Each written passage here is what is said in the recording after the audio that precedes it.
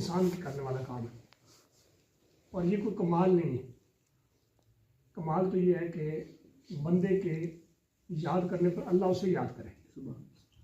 ایک یہ کہ میں اللہ کا ذکر کروں، میرا تو کوئی کمال نہیں۔ جان دی اسی کی دی ہوئی، علم دیا اسی کا دیا ہوا، زبان دی ہوئی اسی کی دی ہوئی، قوت گویائی دی ہوئی اسی کی دی ہوئی، موقع اور توفیق دی اسی نے دی ہے، یہ الفاظ زبان پر چڑھائے ہیں تو اسی نے چڑھائے ہیں۔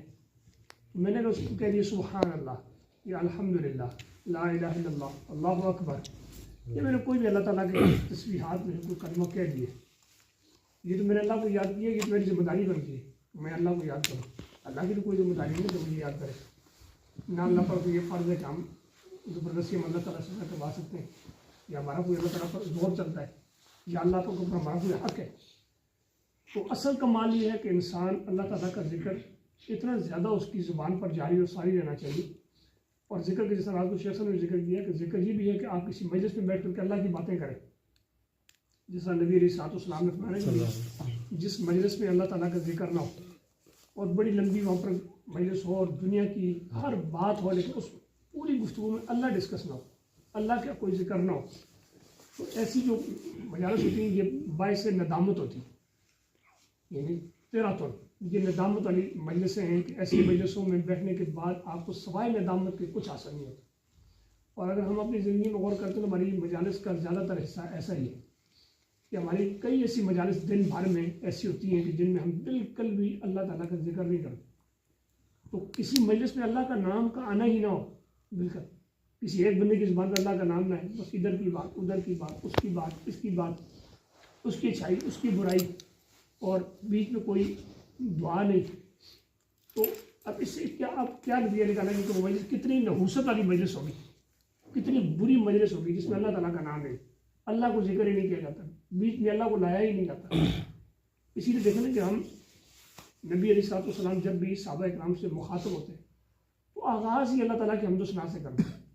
ان الحمد للہ نحمده ونستعینه ونستغفره ونعوذ باللہ من شرور انفسنا ومن سیئات اعمالنا من یهد اللہ فلا مضل له ومن یضلل فلا ہادی له۔ اس کو خطبہ ذی الحاجہ کہتے ہیں، حاجت والا خطبہ۔ جب رسول اللہ صلی اللہ علیہ وسلم کو صحابہ کرام سے بات کرنے کی حاجت محسوس ہوتی کہ آپ نے کوئی بات کرنی ہے تو نبی علیہ السلام سب سے پہلے اللہ تعالیٰ کے حمد و ثنا بیان کرتے ہیں، اور پھر نبی علیہ السلام نے کفارہ مجلس کی دعا سکھائی کہ جس وقت یعنی ابتدا بھی اللہ کے نام سے، اور جس وقت آپ کی مجلس اختتام کو پہنچے تو مجلس سے اٹھتے ہوئے دعا پڑھ کے اٹھنا ہے کہ تاکہ اس مجلس میں آپ کی ہوئی جو کمیاں کوتاہیاں گناہ ہیں وہ اللہ تعالیٰ آپ کے معاف کرے۔ اس کو کفارہ مجلس کی دعا کہتے ہیں، سبحانک اللہم وبحمدک اشہد ان لا الہ الا انت استغفرک واتوب الیک۔ سبحانک اللہم کیا مطلب اس کا؟ پاک تو ہے اللہ، سبحانک اللہم پاک تو ہے اللہ، وبحمدک اپنی ساری تعریفوں کے ساتھ، اشہد میں گواہی دیتا ہوں، اللہ الہ الا انت نہیں ہے کوئی معبود مگر تو ہی، استغفرک کا میں استغفار کرتا ہوں، میں اپنے گناہوں کی معافی مانگتا ہوں، واتوب الیک اور میں تیری طرف رجوع کرتا ہوں۔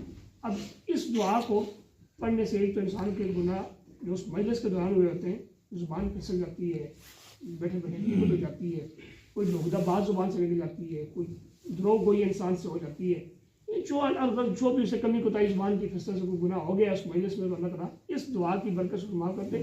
یہ ترغیبات کیوں دی ہیں؟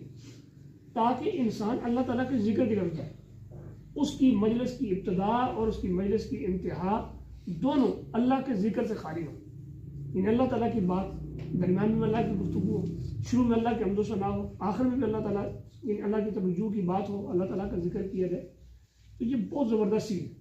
انسان کو اپنی زندگی میں ایک اچھا انسان کون ہوتا ہے؟ آئیڈیل شخص۔ اس کائنات میں سب سے آئیڈیل شخص وہ ہے، سب سے پیارا شخص وہ ہے کہ جس کی جب بولے تو اس کی زبان پر ذکر اللہ ہو یا کوئی نصیحت کی بات۔ آئیڈیل انسان اس دنیا کا سب سے بہترین انسان وہ ہے جو بولے تو اس کی زبان پر یا اللہ کا ذکر ہو یا کسی انسان کو خیرخواہی کرتے ہوئے نصیحت کرو، پہلی بات۔ دوسری بات، اگر وہ چپ ہے، خاموش ہے، کچھ نہیں بول رہا، تو اس کا جو چپ رہنا ہے، اس چپ رہنے میں تدبر ہو، غور و فکر ہو۔ یعنی اس کا وہ جو خاموش رہنے والے لمحات ہیں، وہ خاموش رہنے والے لمحات بھی اللہ تعالیٰ کی تخلیقات میں غور و فکر میں صرف ہوتے ہیں۔ دو باتیں ہوگی۔ تیسری بات، جس انسان کے دیکھنے میں عبرت ہو اور سبق ہو، جب بولے تو ذکر اللہ اور نصیحت، جب چپ رہے تو تدبر، غور و فکر، اور جب اس کی نگاہ کسی بھی چیز پر پڑے تو اس نگاہ کو ڈالنے کا مقصود یہ ہو کہ مجھے کوئی عبرت، مجھے کوئی سبق حاصل ہو۔ یہ دنیا کا سب سے بہترین انسان، یعنی یہ وہ شخص ہے کہ جو اپنی اصلاح کر سکتا ہے۔ نگاہ کے والے سے بتا دیں۔ اب اس میں آپ دیکھیں کہ نگاہ جو ہے نا اللہ تعالیٰ نے دی ہے، تو اس کے اوپر اللہ تعالیٰ نے کیا کہا ہے؟ افلا ینظرون الی الابل کیف خلقت۔ یعنی آپ یہ سمجھ لیں کہ آپ کی نگاہ جس چیز پر پڑتی ہے اللہ تعالیٰ کی مخلوقات پر، تو آپ اس کو دیکھنے سے دیکھیں، یا تو وہ اللہ تعالیٰ کی کوئی نعمت ہوگی، آپ اسے دیکھ کر کے سبق حاصل کریں گے اور اللہ تعالیٰ کا شکر ادا کریں گے، اللہ کی حمد و ثنا بیان کریں گے، اللہ کی کمالات اور خوبیاں آپ پر واضح ہوں گی، آپ تدبر کریں گے اس پر، اس کو دیکھیں گے تو عبرت اسے لیں گے۔ جب آپ دیکھیں گے تو آپ کے دل میں وہ چیز آپ کے دروازے کے ذریعے آپ کے دل تک وہ پہنچے گی، تو دل میں تدبر پیدا ہوگا۔ تو جتنی دیر آپ چپ ہیں آپ اس میں تدبر کر رہے ہیں، پھر جب آپ بولنے لگے تو آپ نے اللہ تعالیٰ کی انہیں نشانیوں کو سامنے رکھ کر کے اللہ تعالیٰ کا ذکر کیا، آپ نے اللہ تعالیٰ کو ڈسکس کیا، آپ نے اللہ تعالیٰ کی تعریفات آپ نے کی، اللہ کے کمالات اور خوبیوں کو آپ نے بیان کیا۔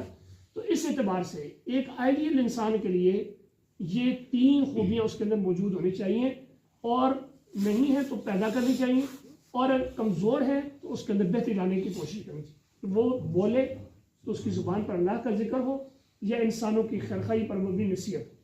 نمبر دو، وہ اگر چپ رہے تو اس کے چپ رہنے میں بھی وہ وقت کو ضائع نہ کرتا ہو، بلکہ اس چپ رہنے میں بھی وہ تدبر، غور و فکر سے کام لیتا ہو۔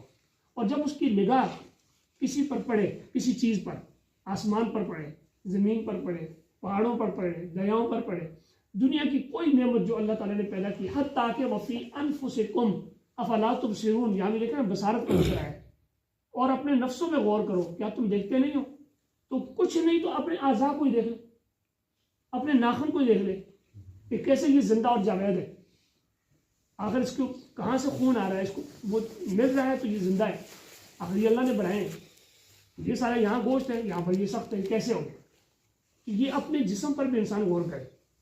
تو اس لیے اہل علم کہتے ہیں کہ کسی آدمی کا اللہ تعالیٰ کی تخلیقات میں ایک گھڑی، ایک لمحہ غور و فکر کرنا ساری رات کے قیام سے افضل ہے۔ اس لیے کہ جب آپ غور و فکر کرنے کی عادت ڈالتے ہیں تو پھر آپ کے اندر تدبر کی عادت پیدا ہو جاتی ہے، تو پھر آپ اس سے اللہ کی معرفت حاصل کرتے ہیں۔ اسی لیے آپ دیکھیں کہ سورہ آل عمران کا یہ جو آخری رکوع ہے، نبی علیہ السلام نماز تہجد کے لیے پڑھتے تو آپ پہلے ان آیات کی تلاوت کرتے، ان فی خلق السماوات والارض واختلاف اللیل والنہار لآیات لأولی الالباب الذین یذکرون اللہ قیاما وقعودا وعلی جنوبہم ویتفکرون فی خلق السماوات والارض ربنا ما خلقت ھذا باطلا سبحانک فقنا عذاب النار۔ آپ دیکھیں یہاں پر تدبر کا فائدہ۔ اللہ کہتے ہیں کہ بے شک زمین و آسمان کی تخلیق میں اور رات کے آنے جانے میں، رات اور دن کے آنے جانے میں نشانی ہے عقل مندوں کے لیے۔ کون عقل مند؟ الذین یذکرون اللہ، وہ لوگ جو اللہ کا ذکر کرتے، قیاماً کھڑے، وقعوداً بیٹھے، وعلی جنوبہم اپنے پہلوؤں پر لیٹے، ویتفکرون فی خلق السماوات والارض، زبان پر ذکر تھا اور اندر اور اس کائنات کو دیکھتے ہوئے، اللہ تعالیٰ کی تخلیقات کو دیکھتے ہوئے، یتفکرون فی خلق السماوات والارض، آسمان و زمین کی تخلیق میں غور و فکر کرتے تھے۔ اور ربنا، اور اس تدبر غور و فکر کے بعد ان کی زبان پکار اٹھی کہ ربنا ما خلقت ھذا باطلا، اے ہمارے رب تو نے کسی بھی چیز کو باطل اور بیکار پیدا نہیں کیا، سبحانک، بھلا تو پیدا کر بھی کیسے سکتا ہے، تو پاک ہے۔ یہ بیکار، عبث، بے مقصد چیزیں پیدا کرنا یہ تو کمزوری ہے، یہ تو عیب ہے، یہ نقص ہے۔ اللہ تو نقص سے پاک ہے۔ فقنا عذاب النار۔ اب دیکھیں نا، اس نے اللہ تعالیٰ کا ذکر کرتے ہوئے اللہ تعالیٰ کی کائنات میں تدبر کیا۔ اللہ کی کائنات میں تدبر کرنے سے اس کو یہ حقیقت آشکارا ہو گئی کہ اللہ تعالیٰ کی کائنات میں کوئی بھی چیز اللہ نے بیکار پیدا نہیں کی، اور پھر اس کو یہ بات سمجھ آئی کہ اللہ تعالیٰ کوئی بھی شے بیکار پیدا کرنے سے پاک اور صاف ہے۔ اب اس کی زبان پر آ گیا کہ میں جو انسان ہوں جس کے لیے یہ سب کچھ بنایا گیا ہے، تو میں بیکار کیسے ہو سکتا ہوں؟ فقنا عذاب النار۔ اللہ میں اپنی اوقات نہیں سمجھ سکا، اپنی ویلیو نہیں سمجھ سکا، اپنے مقصد کو نہیں پہچان سکا، یہ میری بہت بڑی کوتاہی ہے، یہ میری بڑی کمی ہے، فقنا عذاب النار، اللہ ہماری اس کمی کو معاف کر کے ہمیں آگ کے عذاب سے بچا۔ یہ ہے نا ذکر اور تدبر، یہ دونوں ساتھ ساتھ ہونے چاہیے۔ ایسا نہیں، ذکر انسان کو فائدہ نہیں دیتا جب تک تدبر نہ ہو، ٹھیک، اور تدبر کے بغیر ذکر ایک سطحی ذکر ہوتا ہے۔ آپ آج دیکھیں نا لوگوں کو، میں نے جمعے کے خطبے میں یہ بات کہی تھی کہ آج آپ کسی بندے کو نا 1000 دفعہ لا الہ الا اللہ پڑھو تو وہ پڑھ دے گا، سبحان اللہ پڑھو پڑھ دے گا، لیکن اگر آپ اسی سبحان اللہ کو، اسی الحمدللہ کو، اسی لا الہ الا اللہ کو، اسی اللہ اکبر کو اگر جان کر، پہچان کر، اس کی معرفت حاصل کر کے، اس کا علم رکھ کر کے، اس کو صدق قلب سے، اخلاص قلب سے اگر آپ اس کو پڑھیں، تو میں نہیں سمجھتا ہم واللہ 30 مرتبہ سبحان اللہ کہنے کی ضرورت نہیں کر سکتے۔ ہماری زبانیں تھرتھرا جائیں، ہمارے جسم کے رونگٹے کھڑے ہو جائیں، ہماری کیفیت عجیب و غریب ہو جائے۔ قرآن مجید ہم پورے کا پورا پڑھ جاتے ہیں، پورے کا پورا سن جاتے ہیں، ہماری نہ دل نرم ہوتے ہیں، نہ ہماری جلد نرم ہوتی ہے، نہ ہمارے رونگٹے کھڑے ہوتے ہیں، نہ ہماری آنکھیں آنسو بہاتی ہیں، ہماری ایسی کیفیت نہیں بن پاتی۔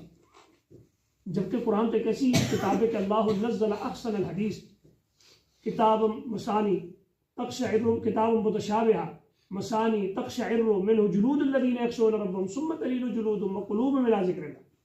یہاں تو اللہ تعالیٰ نے پورا نقشہ کہیں دیا ہے، تو قرآن تو یہ کچھ کرتا ہے، تمہاری زندگی میں تبدیلی کیوں نہیں آتی؟ ہم یعنی کہ اس قرآن مجید سے اثر کیوں نہیں لیتے؟ اصل وجہ یہ ہے کہ ہم قرآن مجید کو جانتے ہی نہیں، ہم قرآن مجید کو سمجھتے ہی نہیں۔ جب تک اللہ کا قرآن ہو یا کوئی ذکر اذکار ہو، کوئی وظیفہ ہو، جب دعا ہو، جب تک آپ اس کو جانتے نہیں ہیں، اس کے معانی اور مفاہیم سے واقف نہیں ہیں، آپ اس سے وہ والا اثر قبول ہی نہیں کر سکتے، وہ والا فائدہ حاصل نہیں کر سکتے جو حقیقی فائدہ آپ کو حاصل کرنا چاہیے۔ تو اس لیے کوشش کریں اپنی زندگی کے اندر کہ ایک اچھے انسان بنے، اور اچھا انسان وہی ہے کہ جیسے میں نے ذکر کیا کہ وہ بولے تو اللہ کا ذکر اس کی زبان پر ہو یا نصیحت ہو، اور جب وہ خاموش رہے تو اللہ کی کائنات پر تدبر و غور و فکر کرے، اور جب وہ کسی چیز پر نگاہ ڈالے تو اس نگاہ سے اس کا مقصود، اس سے سبق اور اس سے عبرت حاصل کرنا ہو۔ اگر یہ 3 خوبیاں ہمارے اندر پیدا ہو جائیں تو ہم کمال کے انسان بنیں۔ فَاذْكُرُونِی اذکرکم، تم مجھے یاد کرو میں تمہیں یاد کروں گا۔ تو اس لیے اپنی زندگی کے اندر اس کو لاوبالی پن کے اندر گزار دینا یہ کوئی وہ چیز نہیں۔ ہم دیکھیں نا، ہم تو الحمدللہ کا فضل ہے کہ ہم مسجدوں کے ساتھ جڑے ہوئے لوگ ہیں، ہم اہل علم کے ساتھ جڑے ہوئے لوگ ہیں۔ ہم کتنے کمزور اور کتنے کوتاہ ہیں، تو جو لوگ بالکل ہی اس راستے پر نہیں، وہ بیچارے کہاں کہاں ٹانگوں ٹوئیاں مارتے پھر رہے ہوں، ان لوگوں کا کیا حال ہوگا۔ اگر ہم اپنی کمزوریوں کو دیکھتے ہیں کہ ہم کتنے کمزور ہیں، ہم اپنے نیکیوں میں، ذکر اذکار میں، نماز میں، نوافل کے اہتمام میں یا دیگر عبادات کے اندر ہماری کے اندر کتنی کوتاہی ہیں، ان کوتاہیوں کو ہم سامنے رکھیں تو پھر اس کے بعد ان لوگوں کو دیکھیں جن کا واسطہ ہی کوئی نہیں مساجد سے، علماء سے، دیندار طبقے سے، ان لوگوں کی کیا بنے۔ اس لیے ضروری ہے کہ، اور سکون بھی اسی کا ہے، الذین آمنوا وتطمئن قلوبهم بذکر اللہ، الا بذکر اللہ تطمئن القلوب، اللہ کے ذکر میں اطمینان ہے۔ جب آپ اللہ کا ذکر کریں گے آپ کو اطمینان ملے گا۔ یقین مانیں کہ دنیا اطمینان کے لیے کتنے جتن کرتی ہے۔